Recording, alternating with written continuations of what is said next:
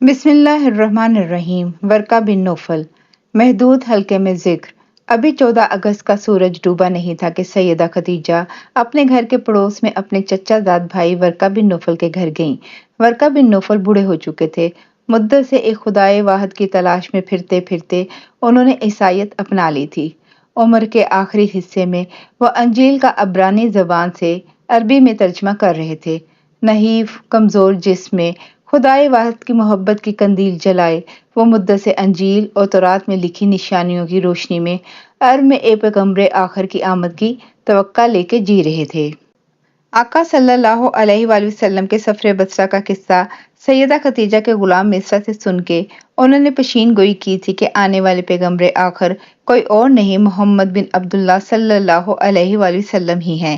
شاید انہی سے سنی بشارت کو سن کے سیدہ خدیجہ کو آقا صلی اللہ علیہ وآلہ وسلم سے عقد کرنے کا اشتیاق بڑھ گیا تھا۔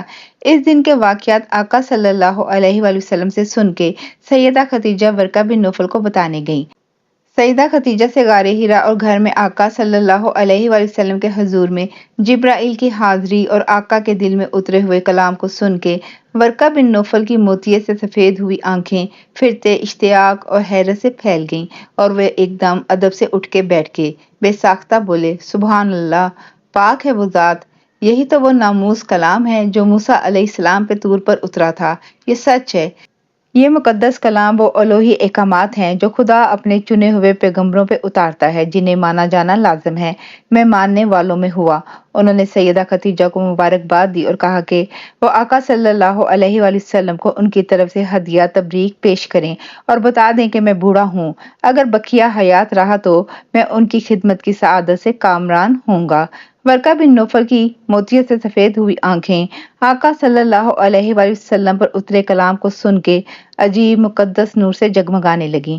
انہوں نے وہ ساری باتیں سن کے آقا صلی اللہ علیہ وآلہ وسلم کی مدح میں ایک شاندار قصیدہ بھی لکھا۔ ابن ہشام مزید لکھتے ہیں کہ سیدہ اسی دن مکہ میں عتبہ اور شیبہ کے عیسائی عالم غلام عداس سے بھی ملی اور پوچھا، عداس جبرائیل کو جانتے ہیں؟ عداس ایک دم سے اٹھ کے بیٹھ گیا اور حیرت سے بولا، قدوس قدوس، بت پرستوں کے شہر میں جبرائیل علیہ السلام کا ذکر کیسے؟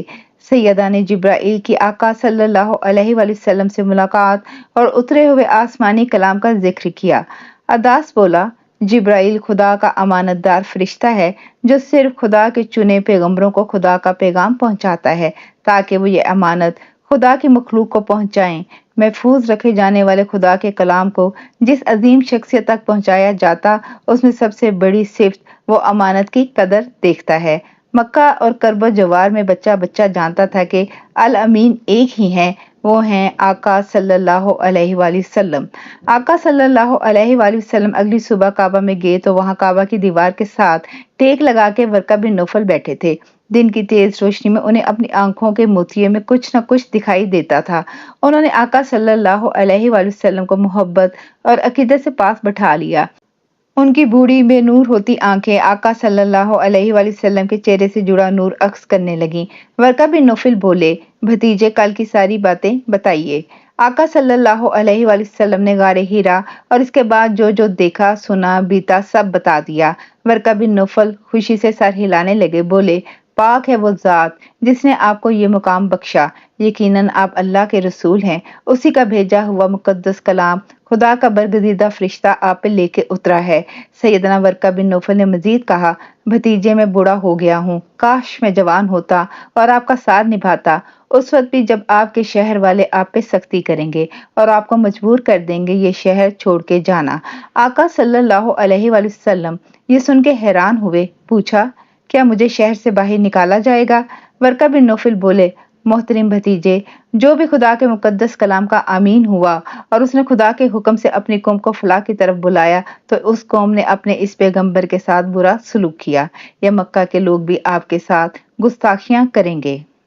ورقہ بن نوفل نے آقا صلی اللہ علیہ وآلہ وسلم کے کندھوں پہ دونوں ہاتھ محبت سے رکھے، پھر آقا کے سر کی طرف جھک کے آقا صلی اللہ علیہ وآلہ وسلم کے سر مبارک کو بوسہ دیا۔ سیدنا ورقہ بن نوفل بوڑھے تھے، زیادہ عرصہ زندہ نہ رہے۔ اسی دن آقا صلی اللہ علیہ وآلہ وسلم کو بچپن کے دوست ابو بکر ملے۔ سیدنا ابو بکر آقا صلی اللہ علیہ وآلہ وسلم سے 2-2.5 سال عمر میں چھوٹے تھے۔ نام ان کا عبداللہ تھا، لقب عتیق اور کنیت ابو بکر۔ سرخ اور سفید رنگت اور چھریرے بدن کے لمبے قد کاٹ کے روشن خیال، افروز آنکھوں والے رحم دل، نرم خو، ہوشمند، معزز شخصیت تھے۔ عرب کے تمام قبیلوں کے حسب نسب سے آگاہ تھے، علم الانساب کے ماہر، کپڑے کے تاجر تھے۔ آقا صلی اللہ علیہ وآلہ وسلم نے جو ہی سیدنا ابو بکر کو غار حرا میں بھیجا ہوا کلام سنایا، وہ فوراً ایمان لے آئے، ایک لمحے کا بھی تأمل نہ کیا۔ جاری ہے، جزاک اللہ خیر۔